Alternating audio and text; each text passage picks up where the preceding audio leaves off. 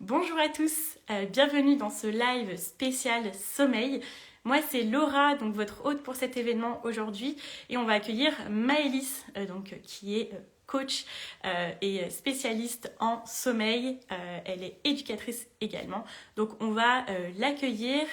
Vous nous avez posé des questions sur le sommeil justement, on vous a partagé une boîte pour répondre à vos questions et surtout n'hésitez pas à poser des questions pendant le live. On y répondra à la fin. Voilà, donc je vais voir si Maëlys nous a rejoint. Hop.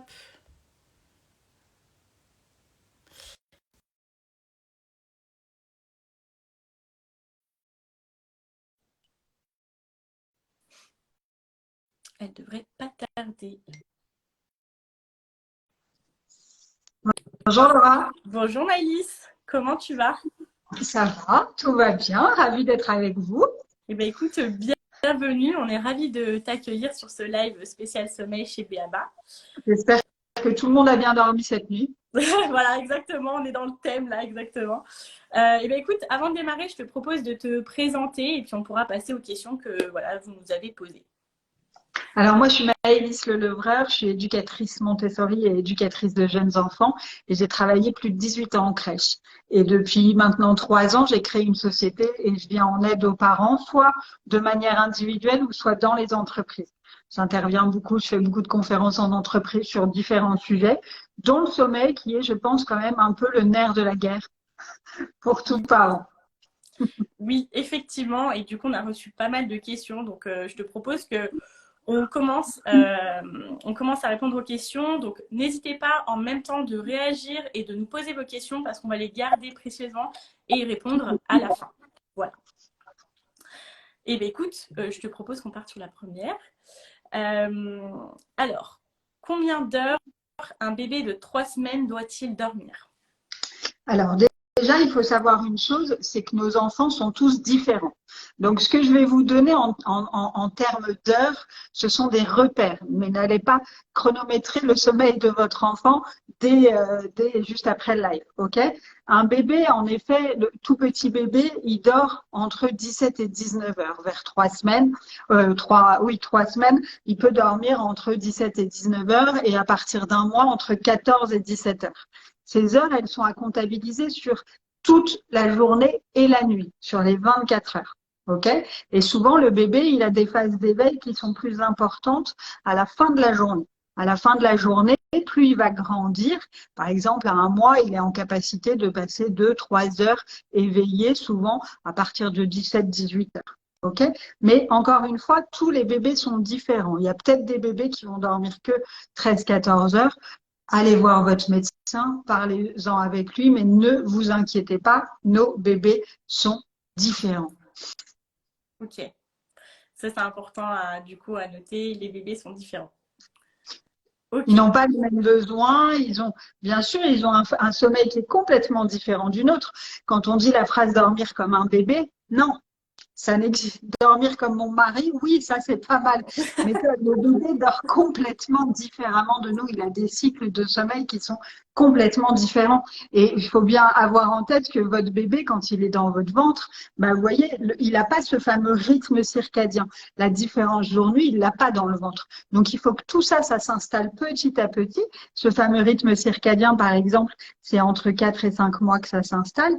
Donc tout ça, il faut que ça mature chez votre bébé pour qu'ensuite, il puisse, entre guillemets, faire ses nuits. Et c'est pareil, faire ses nuits, pour certains parents, ça veut dire dormir 5 heures, et pour d'autres, ça veut dire dormir 8 heures. Donc, attention à tout ça. Vous êtes les meilleurs pour observer et pour comprendre votre bébé, même sur son sommeil. Ok, d'accord, merci. Alors, question suivante. À partir de quand s'inquiéter quand un enfant dort peu? Alors, vous pouvez vous inquiéter, il y a quelque chose qu'on ne sait pas beaucoup. C'est, vous savez, les fameuses courbes de poids, les fameuses courbes qu'il y a dans le carnet de santé. Il peut y avoir des cassures de courbes à cause du sommeil. D'accord? Un enfant qui ne dort pas bien peut avoir une cassure de courbe. Donc ça, c'est pour ça que c'est très important que vous voyez que cette courbe soit faite avec votre pédiatre ou avec la crèche qui peut de temps en temps prendre le relais là-dessus. Donc ça, il faut faire attention à ça. Il faut aussi que vous voyez si dans les périodes d'éveil, votre bébé est super grognon, s'il a plein de signes de fatigue, des cernes, s'il se frotte souvent l'oreille. S'il a plein de signes comme ça, c'est qu'en effet, il est en manque de sommeil. D'accord? Mais ça, c'est aussi à vous de voir avec le médecin. Votre pédiatre, ça sera votre meilleur allié pour tout ça. Ok, d'accord. Super.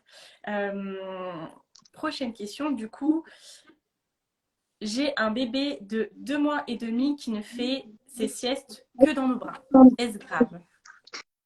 Non, il n'y a rien de grave. C'est grave pour belle maman qui va vous dire que vous allez en faire un capricieux. Mais votre bébé, est-ce que tu sais, Laura, à quel âge les bébés savent qu'ils sont une personne à part entière? Non, je ne sais pas. C'est à 8 mois. Ok, donc avant 8 mois, le bébé, il pense qu'il fait encore partie du corps de sa maman. Donc ce corps à corps est très important, ce peau à peau est très important. Dans vos bras, en fait, il est super paisible, il est super apaisé, c'est un petit nuage, un petit cocon pour lui. Ok, on fait attention déjà. Quand un bébé naît, en fait, dans les bras, il se sent maintenu, soutenu, paisible. C'est pour ça d'ailleurs qu'on leur donne des couffins ou des petits berceaux. Parce que, pareil, ils ont besoin de se sentir comme ça entourés. Donc, en effet, de temps en temps, ça peut être compliqué de l'avoir tout le temps dans les bras. Et vous pouvez essayer petit à petit de le déposer dans son berceau ou dans son couffin, par exemple, en gardant une main sur lui. Mais il n'y a rien de grave. OK? C'est le regard des autres, il peut être embêtant à ce moment-là, mais sinon, il n'y a rien de grave. Deux choses juste à éviter pour les tout petits, c'est de les laisser trop souvent dormir dans les cosy ou dans les poussettes. Parce que là, en effet, leur dos, il est quand même pas super bien, ils sont pas super bien installés. Donc, ça peut être de manière exceptionnelle quand on va déjeuner chez belle maman, justement, ou quand on va évidemment promener son enfant, on l'a en poussette. Mais sinon, voilà, on le garde, on essaye quand même de favoriser plutôt le lit. Voilà, s'il est dans vos bras, il s'endort dans vos bras. Vous le posez, vous lui parlez, vous lui dites, mon amour, je te pose dans ton lit. Et hop, normalement, il n'y a pas de souci. Je vous promets qu'à 18 ans, il ne dormira plus. On ne lui demandera même pas de faire mieux. Dans 3-4 ans, vous serez là, mais non, mais je ne veux pas qu'il aille dans sa chambre. Je vois, d'accord, donc pas de panique. Pas de panique du tout, vraiment pas. D'accord. Il est coucouné et puis même, il faut que vous vous disiez ça. Il est coucouné et puis quand vous l'avez dans les bras, vous le tenez, vous le portez, il a ses petits genoux un peu repliés et tout ça. Donc quand vous le passez dans le berceau, si le berceau n'est pas vraiment adapté à sa taille, s'il a une gigoteuse trop grande, il va se sentir un peu perdu. Donc n'hésitez pas quand vous le mettez dans son berceau, par exemple si vous avez un coussin d'allaitement, à le mettre autour de ses pieds en arc de cercle. Comme ça, le bébé va toucher. Et attention aux gigoteuses, il faut qu'elles soient, pareil, adaptées à sa taille. Des gigoteuses trop grandes, ben en fait, le bébé ne va pas se sentir contenu comme il est dans vos bras. Donc, c'est pas forcément la bonne idée. D'accord, ok. À partir de quand un nouveau-né peut-il dormir dans sa propre chambre? Alors, pareil, en fait, il faut que vous ayez confiance en vous et pareil, on est tous différents. L'OMS, qui est l'Organisation mondiale de la santé, recommande que le bébé dorme avec ses parents, pas forcément dans le lit, mais dans la chambre des parents jusqu'à ses 6 mois. C'est l'OMS qui recommande ça. Après, vous faites, ça dépend de plein de choses. Ça dépend de si votre bébé a un RGO ou pas, ça dépend de si sa chambre est juste à côté de la vôtre ou si elle est à l'autre bout de la maison. Ça dépend de plein de facteurs. Donc, faites-vous confiance. Il y a des parents qui vont vouloir garder leur bébé jusqu'à 9 mois. Il y en a d'autres, au bout de 15 jours, 3 semaines, qui vont dire c'est bon. Si vous le passez dans sa chambre, il faut éviter les allers-retours. Se dire, OK, je le passe dans sa chambre, 2 jours après, il revient avec nous. Non, votre bébé, il a besoin de repères. Mais écoutez-vous. Écoutez-vous, il y a aussi des parents qui ont un sommeil qui est très léger et qui vont être vraiment, voilà, parce que le bébé, encore une fois, il va se réveiller plein de fois, plein de micro-réveils pendant la nuit et ça peut nous réveiller. Donc, voilà, il y a plein de facteurs à prendre en compte, mais c'est surtout vous qui savez ce qui est bon pour vous et pour lui. OK? Faites-vous confiance. Il y a plein de pays dans le monde, je pense au Japon, où on dort avec son bébé, son enfant, jusqu'à ses 5-6 ans. Nous, on fait pas ça. En France, on fait pas ça. Donc, le cododo, il y a certains parents et de plus en plus qui le pratiquent et il n'y a aucun souci là-dessus. La seule chose, c'est voilà, ne vous forcez pas. Ne mettez pas votre bébé dans sa chambre à 6 mois parce que l'OMS le dit. Si vous le mettez dans sa chambre mais que vous restez sur le palier de sa porte, reprenez-le. Non, voilà, c'est juste un conseil.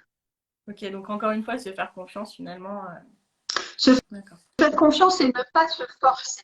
Aujourd'hui, comment dire, il y a des conseils et il y a des conseils qui sont très bons, mais attention d'avoir confiance en vous. D'accord? C'est-à-dire que vous savez ce qui est bon pour vous, pour votre couple, pour votre bébé, parce que vous êtes le parent de ce petit être qui est venu au monde. Donc, ne soyez pas trop perturbés par les avis des autres, en fait. Surtout Ok. sur le sommeil. Vous avez le droit de dire à tout le monde que votre bébé dort bien, c'est votre intimité. On n'est pas obligé de répondre à toutes les questions de la famille là-dessus. Ok. Une autre question aussi sur le lieu du dodo de bébé. Faire dormir un bébé dans une pièce où la télé est allumée a-t-elle une incidence? Bon, alors, on va pas se mentir, je trouve pas ça génial. Pourquoi? Alors, déjà, les écrans, c'est quand même pas top. Pourquoi? Alors, je suis pas une dictate là-dessus, mais les écrans, en fait, le bébé qui vient au monde, il découvre le monde. Et pour découvrir le monde, il a besoin d'interaction. Il a besoin d'interaction avec des adultes et il a besoin de mouvement. Un bébé que vous allez mettre devant un écran, il va pas bouger parce qu'il est hypnotisé. Il est complètement hypnotisé, il y a plein de stimuli qu'il ne comprend pas, les sons, la lumière. La lumière bleue des écrans, ça bloque la mélatonine, qui est l'hormone du sommeil, donc c'est quand même pas génial. Et puis on va pas se mentir, c'est quand même mieux de s'endormir avec la voix de ses parents qu'avec la voix du mec de BFM TV. Enfin, à un moment, voilà, c'est mon avis, mais on évite au max tous ces stimuli que lui n'arrive pas forcément à gérer. On essaye de le mettre dans un... Puis il y a une ambiance pour dormir, ok? On s'endort, pour dormir, il faut du calme, voilà, il faut être apaisé. Je suis pas sûre que la télé, ça soit la bonne chose pour ça, quoi. Ok. Un enfant de 1 an devrait dormir combien de temps en journée et la nuit? Bon, ça rejoint un petit peu les autres questions. Oui, alors c'est pareil, ça dépend un peu. Un enfant de 1 an, en général, il fait encore une sieste le matin, ok, en fin de matinée souvent, et puis une plus grande sieste en début d'après-midi. Donc, il y a encore une fois, il n'y a pas forcément. Si vous voulez vraiment mettre des heures, on va dire qu'un enfant de 1 an, entre 12 et 16 heures par jour, c'est bien. Et après, c'est à voir. Un enfant de 1 an peut très bien naturellement sauter la sieste du matin. Et alors que si c'est des jumeaux, son petit frère va encore avoir besoin de cette sieste du matin. Les enfants, encore une fois, ont des temps d'éveil qui sont différents. Si vous sentez que il est de plus en plus en forme, qu'il n'est pas bougon le matin, et ben vous allez petit à petit faire sauter la sieste du matin, peut-être avancer le repas du midi, et vous verrez que la sieste du début d'après-midi sera de plus en plus longue à ce moment-là. Encore une fois, c'est de l'observation de votre enfant. Ok. Et sur le sommeil en général, un bébé peut-il lutter contre le sommeil? Bien évidemment, ils sont même très forts. Bien évidemment, bien sûr que vous avez tous en tête cette image des bébés, vous savez, qui s'arrachent la tétine et qui bougent la tête. D'accord? Donc, quand ils sont bébés, ils peuvent faire ça. Et quand ils sont un tout petit peu plus grands, vers 1 ou 2 ans, moi, j'appelle ça les moments Red Bull des enfants. Un enfant qui est complètement crevé et qui va se mettre à courir comme un fou. À courir, vous pouvez pas l'arrêter. Il fait 10 fois le tour de la table. Et en fait, il se dit non, c'est pas possible, c'est pas mon moment, je ne veux pas me laisser aller. Donc en effet, il y a beaucoup d'enfants qui sont comme ça. Et c'est à nous de mettre en place un environnement autour du sommeil pour qu'il arrive à lâcher prise. C'est des enfants qui veulent rien rater et je vous promets qu'il y en a plein. Et ces enfants-là, quand j'étais en crèche, ces enfants-là, c'est ceux qui arrivaient le plus à faire du yoga. D'accord? On avait des petits livres de yoga et ces enfants-là, en fait, de faire du yoga, ça apaisait leur corps. OK? Donc, si vous avez des enfants qui luttent comme ça, c'est à vous, parents, d'être de plus en plus zen pour les accompagner. À partir du moment où vous voyez des signes de sommeil chez eux, là, on vient de dire que résultat, s'arracher la tétine ou courir comme un dingue, c'était des signes de fatigue. Vous allez, voilà, là, quand tu fais ça, je sais que tu es fatigué. On va commencer à aller faire la petite routine du dodo. Et hop, vous baissez votre voix, vous marchez de plus en plus doucement. Si vous devez lui changer la couche, vous lui changez la couche doucement. Vous mettez plein de choses en place pour que votre rythme cardiaque baisse, que son rythme cardiaque baisse et que petit à petit, l'endormissement soit facilité. C'est vraiment important, c'est vraiment, en fait, il y a du mimétisme dans l'endormissement. Si vous êtes stressé, si vous savez que vraiment vous avez passé une journée pourrie ou que en ce moment vous n'arrivez pas à coucher votre enfant, bah, si possible, vous laissez faire le copain. Ok, très intéressant en tout cas. Jusque quand doit-on Jusque quand doit-on réveiller bébé dans la nuit pour lui donner le biberon? Alors ça, c'est à voir avec votre pédiatre ou votre sage-femme. Ça dépend de plein de facteurs. Ça dépend du poids de naissance de votre enfant, ça dépend de sa corpulence, ça dépend de plein de choses. Je ne peux pas vous répondre à ça.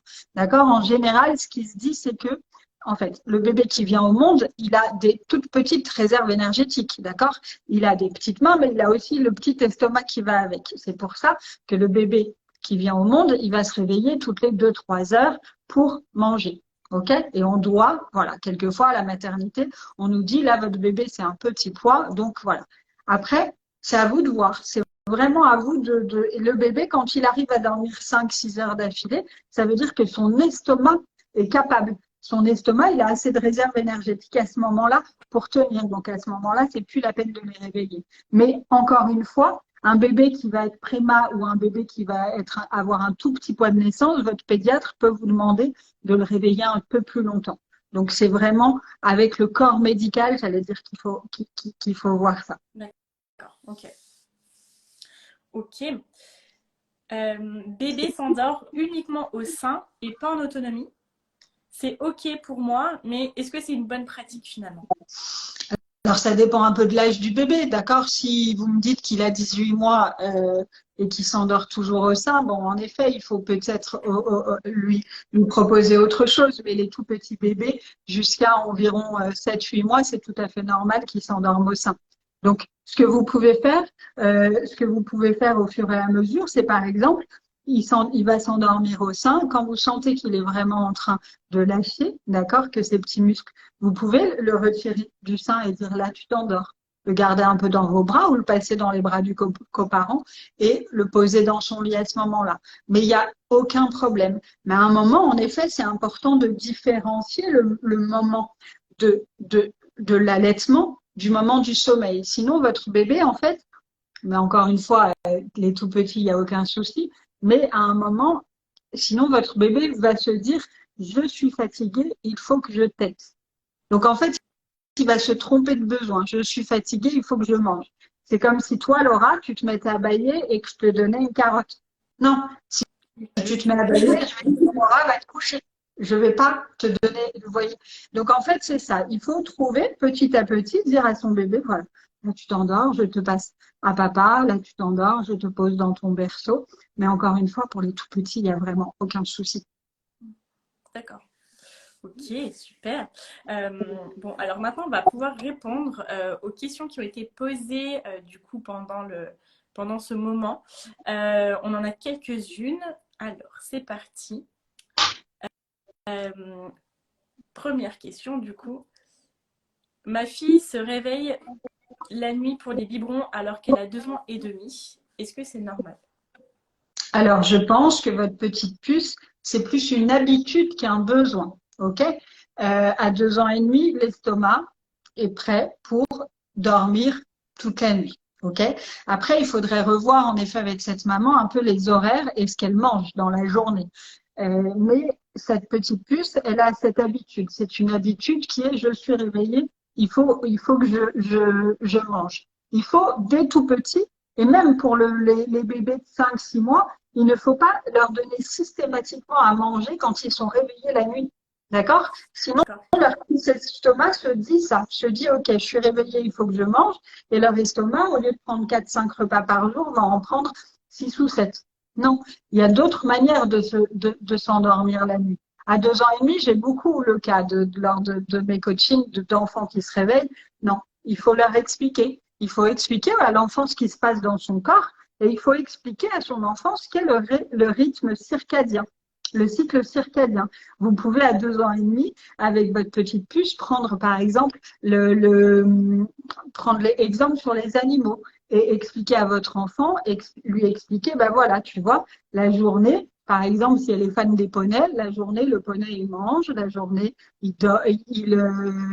la journée, il a besoin de soleil, il a besoin de manger, il a besoin de courir. Et la nuit, son corps est au repos. Et tout notre corps est au repos la nuit. La nuit, notre estomac ne doit pas travailler. La journée, notre estomac travaille, nos intestins travaillent. La nuit, c'est notre cerveau qui travaille. Notre cerveau, il a besoin de repos. Et c'est hyper important d'expliquer ça. Donc là, je pense vraiment que cette petite puce, voilà, son estomac est mis là-dessus. Donc, il faut parler avec elle, lui expliquer que bien évidemment, vous viendrez la voir la nuit pour la rassurer, mais sans lui donner de bib. Normalement, le repas du soir à 2 ans et demi est très important et le petit-déj aussi. Mais il n'y a pas, physiologiquement parlant, il n'y a pas besoin à 2 ans et demi de prendre un bib la nuit. Pas besoin. Ok. À partir de quel âge un bébé est censé pouvoir faire ses nuits et rester entre 10 à 12 heures sans manger la nuit? Du coup. 10-12 heures, vous avez un peu le temps, hein, d'accord? Donc, 10-12 heures, c'est long quand même. 10-12 heures, ça peut être vers 8-9 mois, je dirais. 8-9 mois, 10 heures, ouais, 8-9 mois. 12 heures, okay. C'est long quand même. Ouais. Mais n'attendez pas avant. Et attention à une chose, n'écoutez pas la voisine qui vous dit que son bébé a fait ses nuits à 1 mois. Peut-être que son bébé a fait ses nuits à 1 mois, mais peut-être que cette voisine, qui est charmante au demeurant, a laissé hurler son enfant pendant des heures pour que son enfant se dise, OK, c'est plus la peine en fait, je vais faire mes nuits parce que de toute façon, personne ne s'occupe de moi la nuit. OK? Faites attention à ça. Mais 10-12 heures, c'est très bien. 12 heures, ouais. C'est déjà une bonne nuit. C'est une bonne nuit. Bonjour, ma fille de 3 mois fait ses nuits depuis ses 1 mois, mais depuis 2 semaines, elle a plusieurs réveils nocturnes, 3 à 4 fois par nuit. Qu'est-ce qui a pu provoquer ce changement? Alors, il peut se passer plein de choses. Votre fille, elle vit plein de choses, elle vit plein de découvertes. Alors, on appelle ça les régressions du sommeil. Moi, j'aime pas ce terme régression parce que, en fait, quand on parle de régression du sommeil, souvent, on les lie à des acquisitions. Votre petite fille, elle découvre plein de choses. Il y a un enfant qui va apprendre à parler ou apprendre à marcher. Il peut aussi y avoir des régressions à ce moment-là. Ça peut être dû à ça. Donc, votre petite puce, en fait, ce qui se passe, c'est qu'avant, elle arrivait à enchaîner les fameux cycles de sommeil. Et là, elle a peut-être un tout petit peu plus de mal. Donc, pas de souci. Allez à côté d'elle. Et la nuit, dites-vous que la nuit, il faut que votre comportement, à vous, adultes, soit aussi différent. Votre posture soit différente que celle de la journée. Donc, la nuit, vous allez la voir. Vous lui dites un petit mot d'amour en posant une petite main sur elle le plus rapidement possible pour qu'elle se réveille le moins possible. Et ça devrait passer assez vite. Ok. Mon bébé est allaité et a 2 mois et demi. Il se réveille la nuit pour manger. Faut-il vérifier systématiquement la couche? Le faire ou ne pas faire impacte-t-il la facilité de rendormissement? Alors, non, il faut pas, c'est tout à fait normal que votre bébé allaité mange encore la nuit à 2 mois et demi. Faut pas regarder systématiquement la couche, hein, parce que moi, ce que je dis souvent aux parents, c'est que si moi on me changeait mon pyjama au milieu de la nuit, non, en fait, ça va plutôt m'énerver, hein, donc on essaye, vous connaissez au fur et à mesure, vous connaissez votre bébé, vous savez si ou pas, puis vous pouvez, alors c'est peut-être pas très glamour, mais vous tâtez un peu la couche, vous voyez si elle est un peu pleine ou pas, et vous faites en fonction. Et puis maintenant, il y a quand même des pyjamas qui sont très bien faits, avec des ouvertures un peu plus faciles, j'allais dire, pour que si vous avez besoin de changer cette fameuse couche, vous le fassiez de manière très discrète. Attention, évidemment, quand vous changez cette couche la nuit, de pas mettre la lumière, de mettre une petite veilleuse ou quelque chose que vous restiez quand même dans cette ambiance pas trop éclairée pour ne pas trop éveiller l'enfant. L'enfant,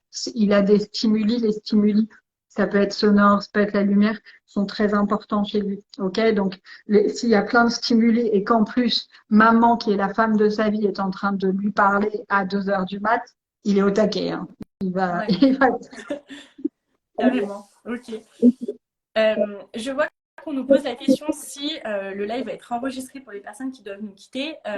Surtout, n'hésitez pas, on va pouvoir mettre en replay, donc vous pourrez regarder à tête reposée quand vous aurez un petit peu plus le temps, il n'y a pas de souci. Alors, il nous reste quelques questions. Comment instaurer un rituel avant de dormir? Petite histoire, etc. Alors, le rituel, en effet, il est important. Pourquoi?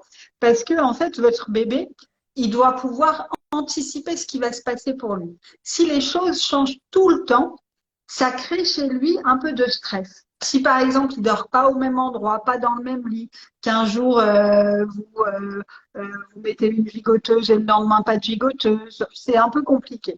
Après le rituel ou la routine, c'est vous qui devez la choisir. C'est-à-dire que ce que je disais tout à l'heure, vous en tant qu'adulte, il faut que pendant cette routine, votre rythme cardiaque baisse. Il faut qu'elle vous plaise. Donc, par exemple, si vous aimez chanter, d'accord, et que chanter vous apaise, eh ben vous allez chanter.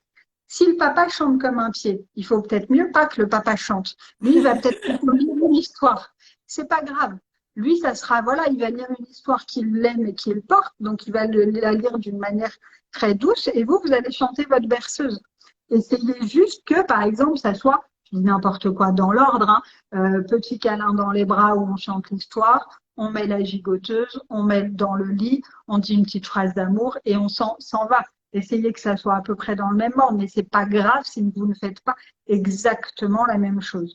La routine, elle est importante, elle est aussi importante si vous partez en week-end, d'accord? Vous partez en week-end ou vous partez en vacances, votre enfant, vous allez être son repère principal, ok? Donc quand vous partez comme ça avec votre enfant, cette routine, j'allais dire, vous l'emmenez avec vous. S'il a l'habitude de lire un petit livre, s'il a l'habitude d'écouter telle berceuse, voilà. S'il a l'habitude de telle gigoteuse, c'est bête, mais la gigoteuse en est là. Vous allez un samedi soir chez des potes, vous emmenez le lit pliant qui va bien et vous emmenez sa gigoteuse à lui. Comme ça, au moins, il aura cette odeur. Et c'est vous qui l'endormez et pas votre pote. Ok, intéressant. Les Super. routines, c'est ça. En fait, les Ouais. routines, c'est vraiment, regarde, toi et moi, bon, on va pas dévoiler notre vie, mais on a des routines. On fait tout le temps la même chose avant de dormir. On dort toujours du même côté du lit. C'est très rare. Les gens qui changent de côté du lit tous les Oui, soirs. c'est vrai. On a une routine qui nous permet de lâcher prise au fur et à mesure. Si on ne sait pas ce qui se passe pour nous le soir, en fait, il y a quelque chose qui s'appelle le cortisol, qui est l'hormone du stress qui arrive. OK? Et on n'a pas envie de s'endormir stressé. On a envie d'avoir l'hormone qui s'appelle l'ocytocine, qui est l'hormone de l'amour et du bonheur, qui soit sécrétée au moment du sommeil. Et c'est à ça que sert le rituel. OK, on dit une petite phrase à son bébé, on berce son bébé, on lui explique ce qu'on va faire le lendemain, on lui dit des mots d'amour et on le pose. Et tous les soirs, la même chose. Comme ça, son petit cerveau va anticiper. C'est ce qui est compliqué avec les enfants de 2 ans et demi. Souvent, à un moment, ils se disent, OK, là, la routine, elle me saoule. Je vais demander des choses. Je vais demander un petit, de faire de la pâte à modeler, hein, ou je vais demander 47 verres d'eau. Et en fait, le D'accord. parent, il dit, wow, qu'est-ce qui se passe? Et en fait, le parent perd pied. Donc, il laisse tomber la routine, il essaye d'en changer. Et l'enfant, tous les soirs, il se dit, OK. Donc, hier, j'ai eu 47 verres d'eau. Ce soir, je vais demander un petit whisky. Non, je rigole. Mais en fait, l'enfant teste parce qu'il sent que le parent en face, ben, il ne sait plus trop. Non, en fait. Non, mon cher petit enfant, si je te mets au lit, c'est parce que tu en as besoin. Et je suis ton parent, donc je vais répondre à ton besoin et on va faire toujours la même chose. Ok, super. On arrive aux deux dernières questions du coup.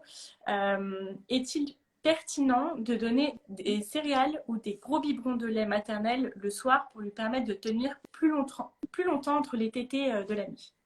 Alors, il y a tout un débat là-dessus, pas forcément, d'accord? C'est quelque chose que nous, à notre génération, on faisait.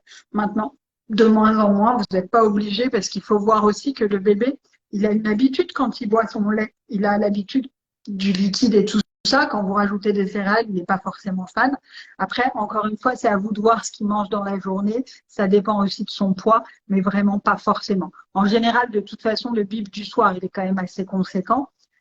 Mais c'est pas forcément la peine de rajouter des céréales. Je réponds juste, il y a une maman qui a demandé si à 5 mois c'était trop tard pour mettre la routine en place. Absolument pas. 5 mois, c'est pile poil, c'est le bon âge, il n'y a aucun souci. C'est le bon moment. Ouais. Ok. Quand ils sont tout petits, on apprend à faire connaissance avec eux, on apprend à faire connaissance avec nous en tant que parents. Donc de toute façon, on tâtonne, on a le temps. On n'est pas obligé dès la maternité de lui chanter du Johnny Hallyday. Hein. Enfin, on a le temps de choisir la chanson qui vous ira. Ouais, c'est sûr. C'est sûr. Ok, super. On arrive à la dernière question. Ma fille de 5 mois se réveille toutes les 20 minutes entre 20h et minuit. Elle dort ensuite par tranche de 3 heures jusqu'à 10 heures. Comment faire pour la réguler sur un cycle un peu plus normal? Ah, ça, c'est un peu compliqué parce il y aurait plein de choses. Ça vaudrait une petite consulte. Mais voilà, toutes les 20 minutes, je pense qu'elle commence pas encore sa nuit à ce moment-là, vraiment. Vous voyez, toutes les 20 minutes, elle va se réveiller peut-être un peu en sursaut. Essayez peut-être d'aller la voir. Si c'est vraiment 20 minutes chrono, vous allez la voir, vous allez à côté de son berceau tout doucement au bout de 17-18 minutes et vous essayez quand elle commence à bouger, à faire ses micro-réveils, de poser une main, de l'apaiser pour voir si elle arrive à petit à enchaîner ces cycles-là. Mais elle est toute petite, encore une fois, voilà, c'est compliqué pour un bébé d'arriver au monde et de faire ses nuits exactement comme nous. Il faut leur laisser du temps. Les bébés humains, ça peut paraître bête ce que je vais dire, mais les bébés humains arrivent au monde, mais ils sont pas prêts. C'est-à-dire qu'il faudrait qu'on les garde 18 mois en nous. Alors là, je suis enceinte et déjà au bout de 6 mois, voilà, c'est dur. Mais si vous voulez, si on les gardait 18 mois et qu'on accouchait à 18 mois, ils naîtraient finis, j'allais dire, c'est-à-dire leur intestin, tout, ils marcheraient et tout ça. Nous, nos bébés, ils naissent à 9 mois. Ils naissent et il y a plein de choses qui sont pas encore mûres chez eux. Donc, il faut leur laisser ce temps-là. Donc, ils ont sacrément besoin de nous quand ils sont tout petits. Et ça, c'est une belle phrase à dire à belle maman. Je n'ai rien contre belle maman. Je vous en dis, belle maman. Super, merci beaucoup pour toutes ces informations. Je pense que voilà, tu as pu donner des réponses à beaucoup de parents. On espère du coup que ça a pu vous aider. Merci beaucoup Maëlys pour ta présence aujourd'hui. On a été ravis de t'accueillir. Merci beaucoup et bonne journée à vous. Merci à tous. Et bonne nuit surtout. Allez, oui, effectivement. À très vite. Au revoir. Bye bye.